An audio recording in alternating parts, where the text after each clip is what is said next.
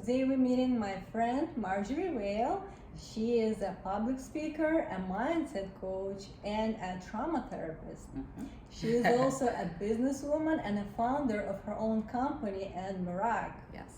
Marjorie, why don't you share with us your story of becoming the person you are today, and how has it all started for you?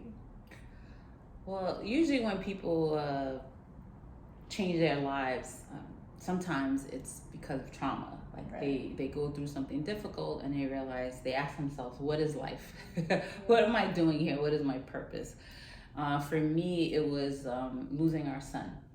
So I feel like that started the trajectory of me trying to figuring out that I was here for a bigger purpose, right? One, being a voice for other families that had stillbirth, which is something we experienced 18 years ago. But as I started doing advocacy work and doing pageants, using pageants as a way to use my voice, I started to realize that I love public speaking and I love teaching. I was a teacher for over 20 years. And so I tried to figure out how to combine those two. So that's how I ended up where I am right now.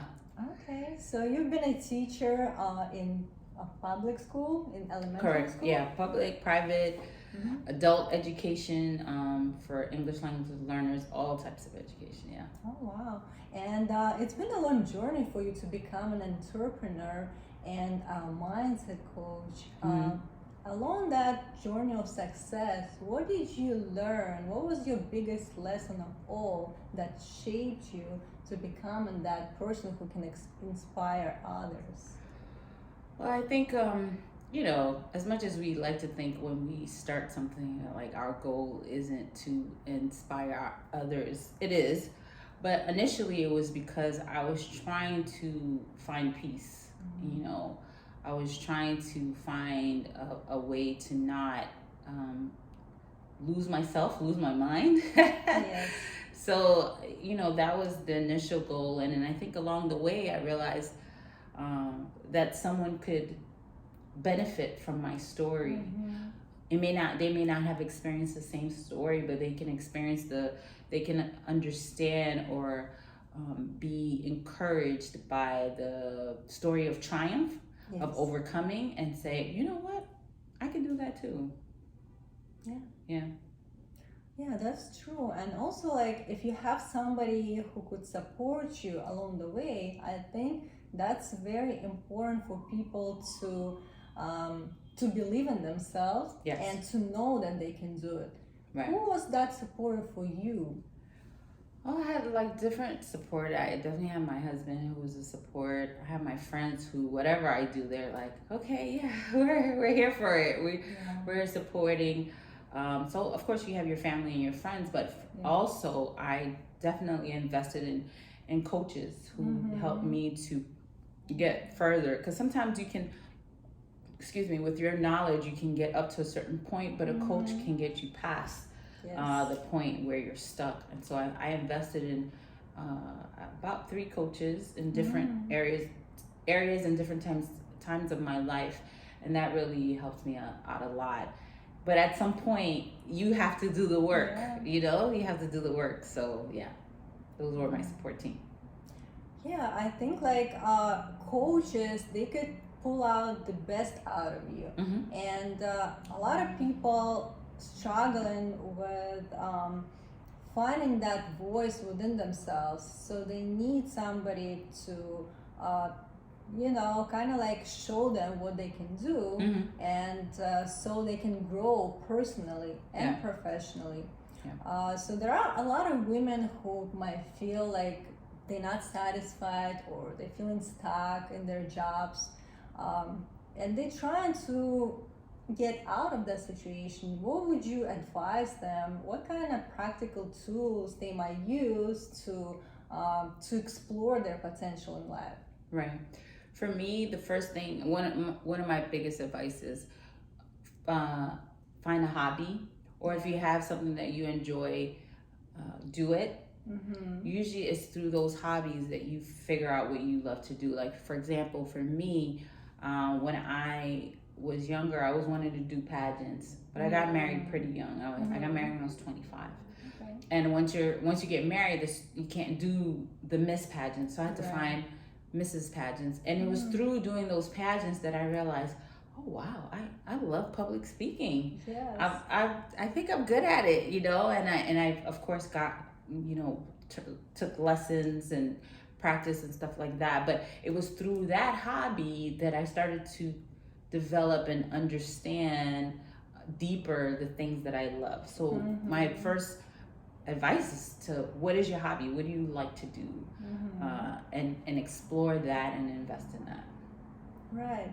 Yeah, everything starts with something small. If you just think it's a hobby and you know, you can kind of like treat it as a job yet, but still there's something in you that that's calling you towards exploring that area of your life. And maybe it's something unknown you never tried, or maybe it was your idea like a long time ago to try it, and now you have that time, and maybe once you start doing it, you can see yourself emerging from, you know, the point that you're in into somebody that you can be.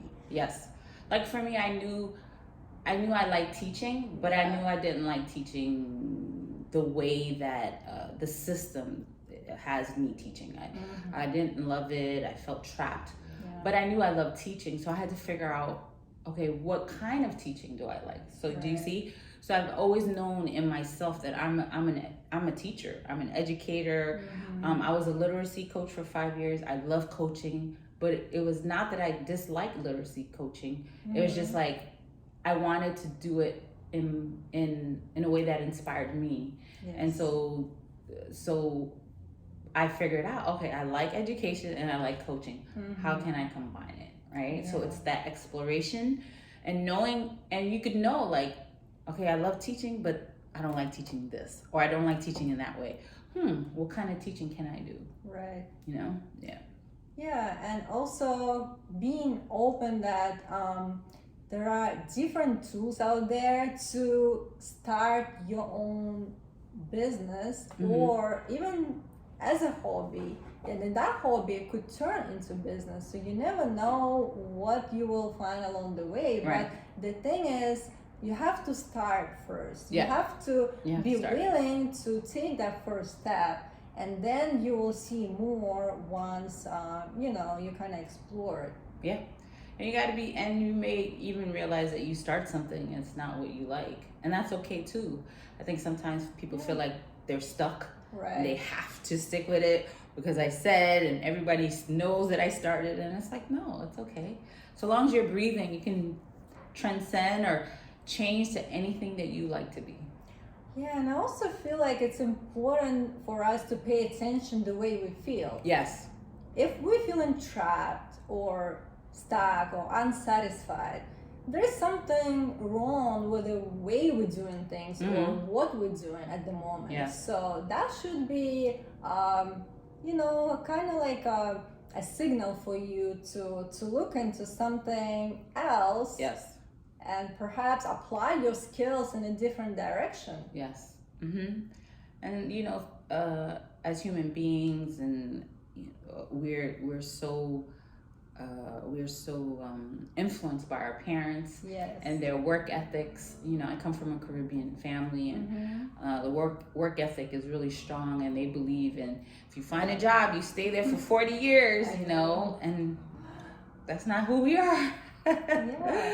We have to always question ourselves why we're doing what we're doing. And is that what you're doing really brings you satisfaction and fulfillment? Are you feeling happy? So, and the answers to those questions are really indicator of where you're at right now.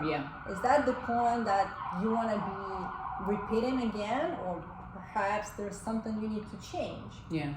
But we're afraid to ask those questions, because if you ask those questions, then that means you have to do something about it, and some of us are not ready to do something about it, or we feel like we have to quit the job today and like start your entrepreneurship journey. but it doesn't have to be that way. It can be slow in its transition. It doesn't have to be quick. We have to be very methodical about what we do and how we do it, especially if you got bills, you got kids, you got, you don't want to be like, forget this job. I'm just, you want to be smart, but you want to be strategic. And that's why I go back to something like a coach, a good coach, will help you develop your strategy on how, you should best do it. And even then, even with a coach, if it's not something that you feel comfortable with, like you were saying, then don't do it. Right. People are just there to advise. They can't tell you what to do with your life. Ultimately, you have to decide. Yeah, I feel like coach is there for you to feel safe and to be willing to kind of look into yourself in a deeper way, to understand your own desires, your own feelings, and how it's there for you to kind of like help you discover your true passion, your true voice. And you can always talk about your feelings and what inspires you, and maybe while you exploring yourself, you will find a way, or the insight will come, like the idea will pop up in your mind, and it will help you to choose the right direction in life. We have to trust our sixth sense. We have those senses, and we know, just like when you're in trouble, or like you're not feeling well, the same way, when when something is a good fit for you, or or sometimes maybe we don't know something is a good fit for us, but we know when something is not good for us. Right. You have that sense, you have that inner compass, that inner compass and intuition, exactly, to help you get to where you need to go. Right.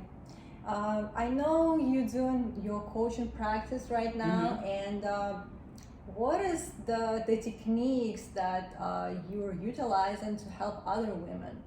Right. I'm a big proponent, like my coaching is centered around self-talk.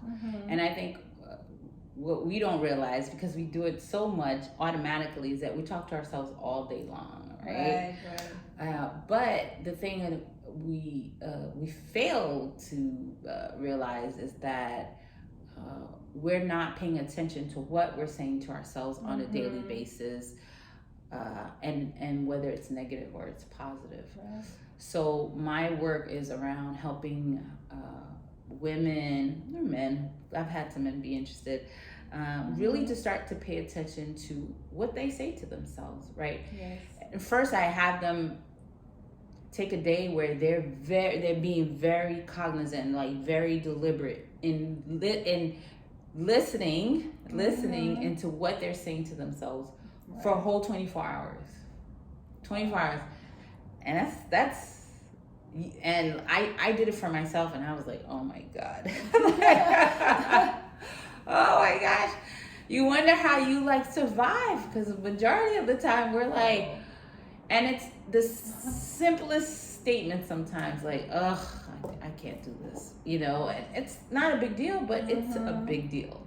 Yeah. So that's the work that I do, because I firmly believe once you have control of how you speak to yourself, there's nothing you can't do. Yeah, that's true. And what we speak to ourselves, this is something we believe in. And all of those deep rooted beliefs within us, it's just started with an idea as a thought, and it became kind of rooted for a long time, and it's just on repeat all day long. And whenever, if we don't start paying attention or asking ourselves, why are we thinking about it, or is it really true, right, then it could be something that really leading our lives, and without us even knowing. It's just on the background, working on its own. So the thing is we have the power to change them. Yep.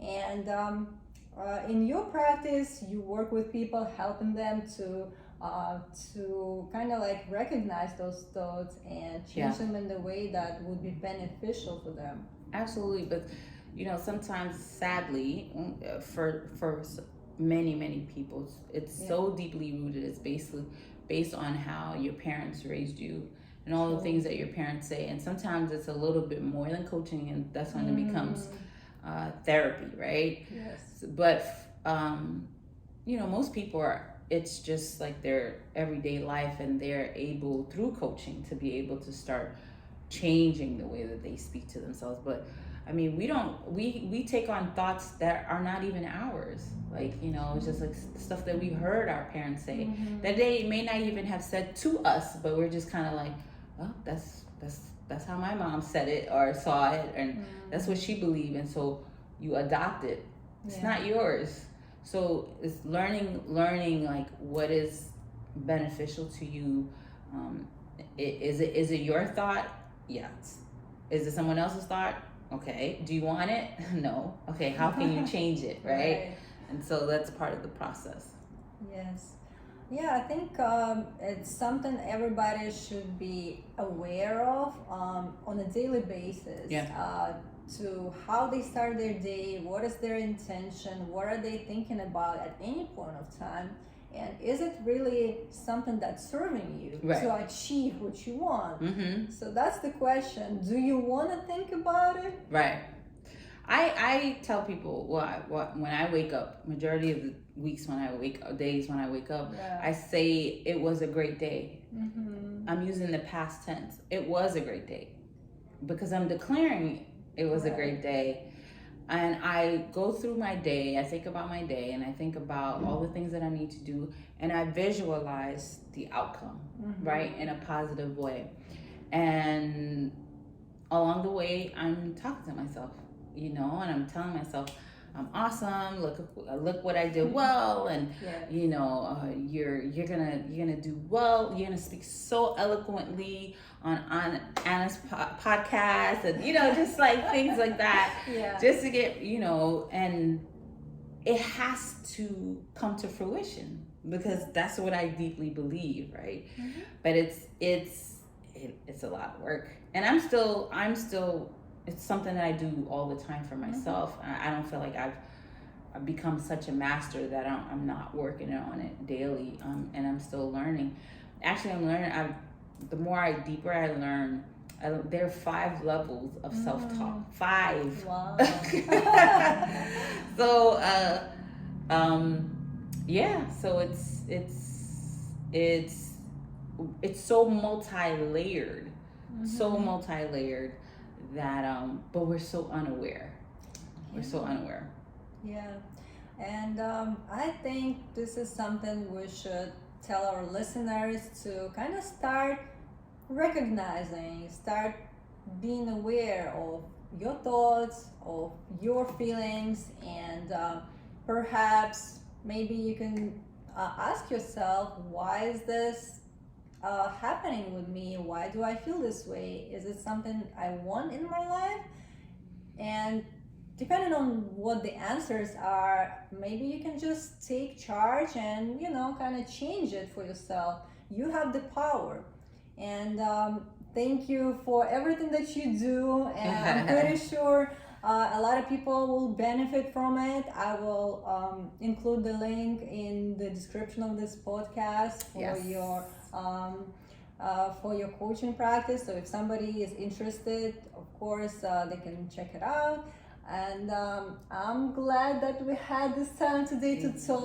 A very interesting conversation. And if anything else you want to tell our listeners, yes, I'm very passionate about what I do in terms of coaching, and I really want people to transcend the life that they're living now, right? If you're not happy with your life, then there is something that you can do about it. And I truly believe it starts with the relationship that you have with yourself, and specifically how you speak to yourself on a daily basis. So, I look forward to helping many people just change that around for themselves. And thank you for having me. Thank you very much. You're And welcome. enjoy your day. Thank you, everybody who's listening. Bye.